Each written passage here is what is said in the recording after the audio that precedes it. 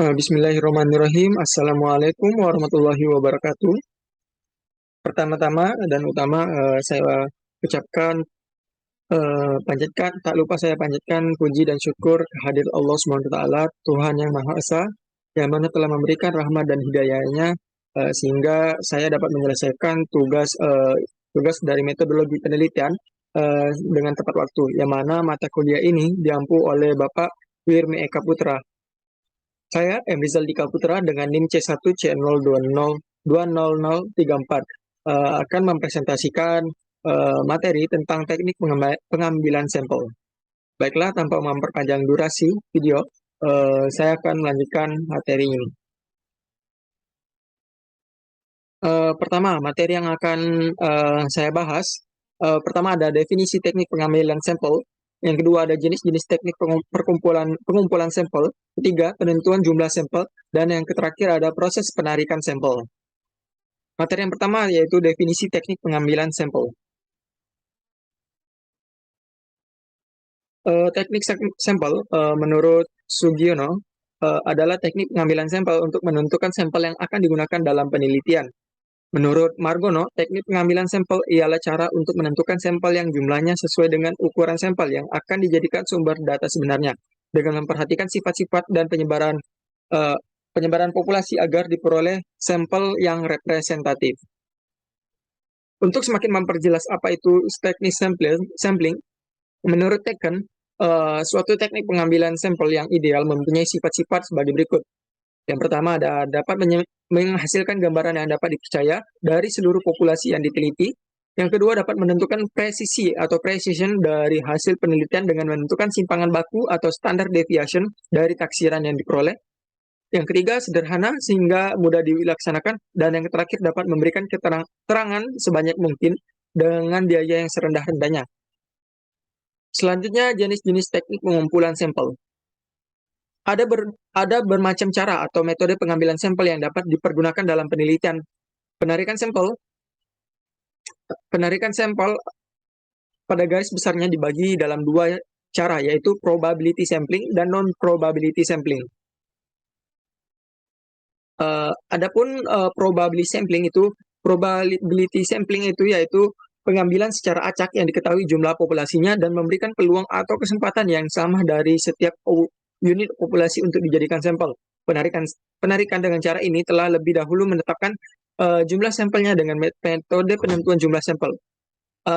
Sedangkan non-probability sampling yaitu adalah cara atau metode penarikan sampel tidak diketahui jumlah populasinya dan tidak memberikan kesempatan yang sama pada setiap unit populasi untuk dijadikan sampel.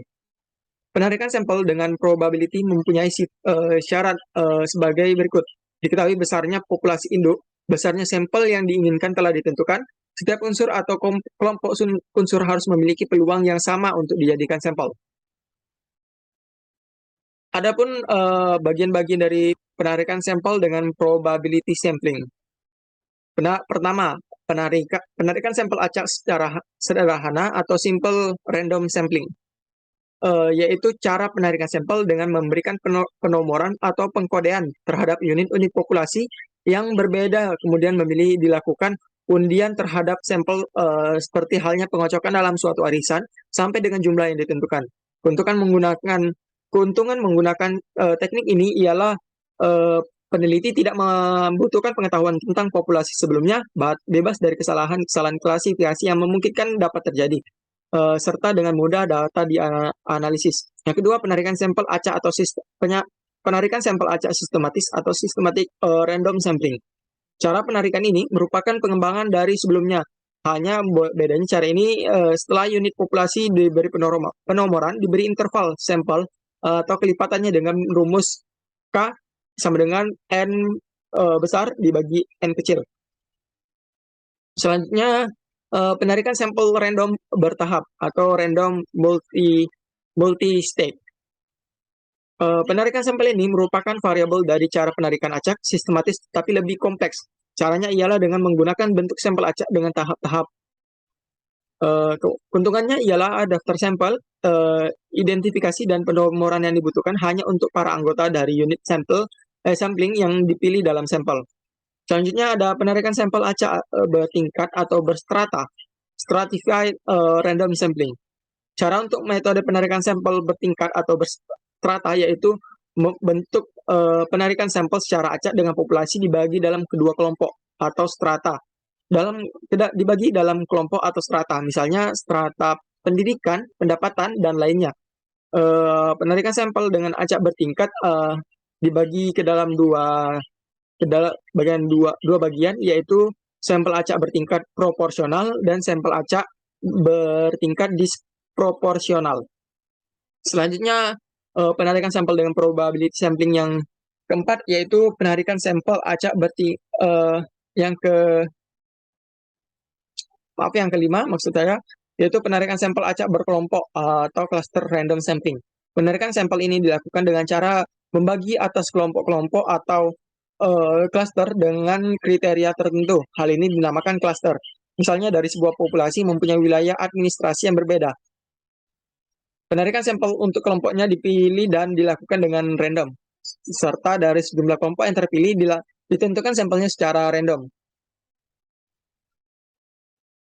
Selanjutnya penarikan sampel dengan non-probability terbagi menjadi 4. Yang pertama, penarikan sampel dengan tujuan atau pertimbangan, atau disebut juga purposive sampling.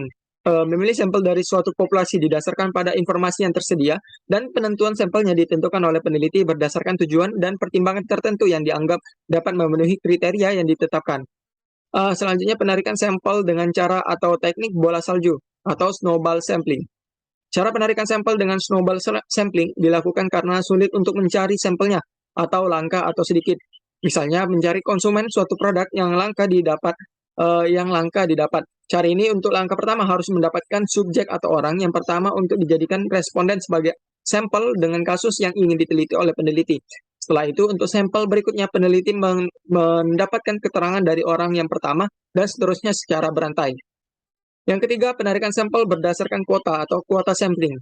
Penarikan sampel berdasarkan kuota, yaitu sampel yang mempunyai kriteria tertentu dengan jumlah kuota yang ditentukan dan tidak memperhatikan jumlah populasi, tetapi menentukan dahulu jatah atau kuotanya pada suatu wilayah ataupun kelompok-kelompok yang dituju. Penarikan sampling yang terakhir dengan metode non-probability yang terakhir yaitu sampel jenuh atau saturation sampling. Cara ini dapat dilakukan pada jumlah populasi yang kecil, misalnya pada suatu perusahaan yang jumlah karyawannya sedikit pada salah satu bagian divisi.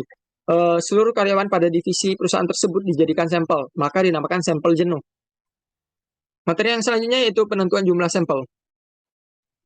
Penentuan jumlah sampel Penentuan beberapa jumlah sampel dari populasi yang dibutuhkan dalam suatu penelitian ada beberapa cara yang digunakan, yaitu pertama, menurut Gay dan Dale tahun 1996, ukuran minimum sampel yang dapat diterima berdasarkan pada desain penelitian yang digunakan bagi penelitian deskriptif minimal 10% atau populasi besar, dan 20% itu populasi kecil pada penelitian yang menguji hubungan korelasional minimal 30 sampel.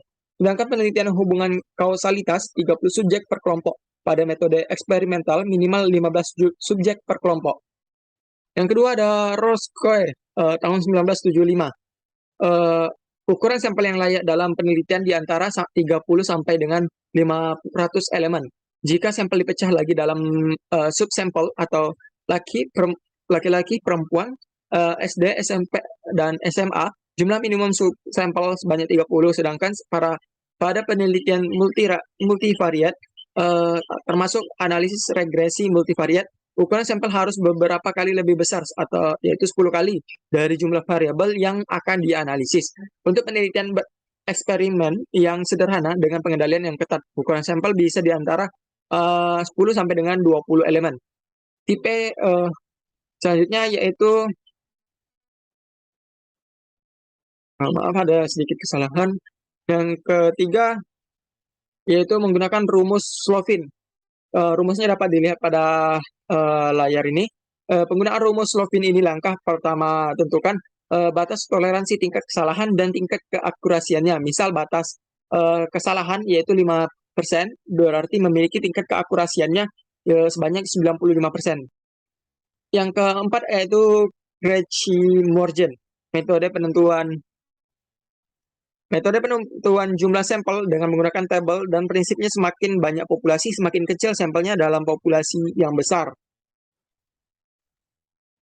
Penentuan ukuran sampel lain yang menggunakan pendekatan dikemukakan oleh Malhotra K.N.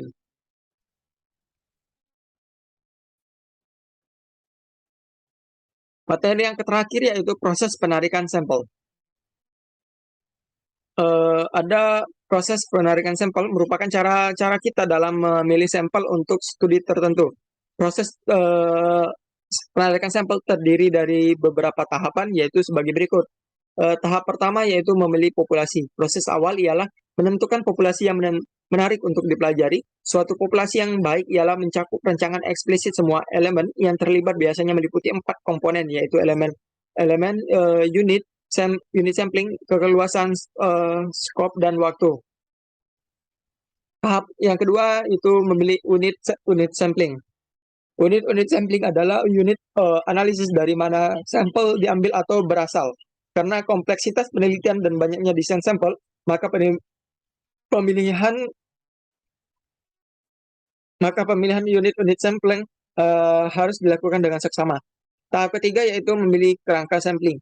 Pemilihan kerangka sampling merupakan tahap yang paling penting karena jika kerangka sampling dipilih secara memadai tidak mewakili populasi, maka generalisasi hasil penelitian meragukan.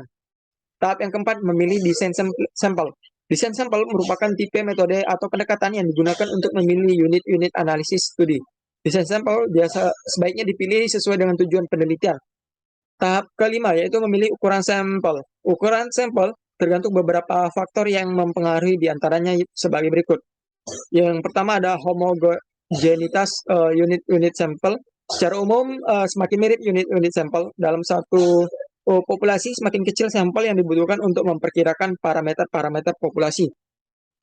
Selanjutnya kepercayaan. Kepercayaan yang mengacu pada suatu tingkatan tertentu di mana peneliti ingin merasa yakin bahwa yang bersangkutan memperkirakan secara nyata parameter populasi yang benar. Yang selanjutnya presisi. Presisi mengacu pada ukuran kesalahan standar estimasi. Yang selanjutnya yaitu kekuatan statistik.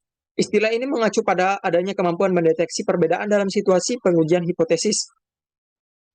Selanjutnya yaitu prosedur analisis. Tipe prosedur analisis yang dipilih untuk analisis data dapat juga mempengaruhi seleksi ukuran sampel. Dan yang terakhir, memilih ukuran sampel yaitu biaya, waktu, dan personil. Pemilihan ukuran sampel juga harus mempertimbangkan biaya, waktu, dan tenaga pencacah. Sampel besar akan menentukan biaya besar, waktu banyak dan personil besar juga. Tahap yang keenam, memilih rancangan sampling. Rancangan sampling menentukan prosedur operasional dan metode untuk mendapatkan sampel yang diinginkan. Jika dirancang dengan baik, rancangan sampling akan menuntun peneliti dalam memilih sampel yang digunakan dalam studi, sehingga kesalahan yang akan muncul dapat ditekan sekecil mungkin. Tahap yang terakhir yaitu tahap ketujuh, memilih sampel. Tahap akhir dalam proses ini ialah penentuan sampel untuk digunakan pada proses penelitian berikutnya, yaitu koleksi data. Baiklah, mungkin itu saja yang dapat saya sampaikan.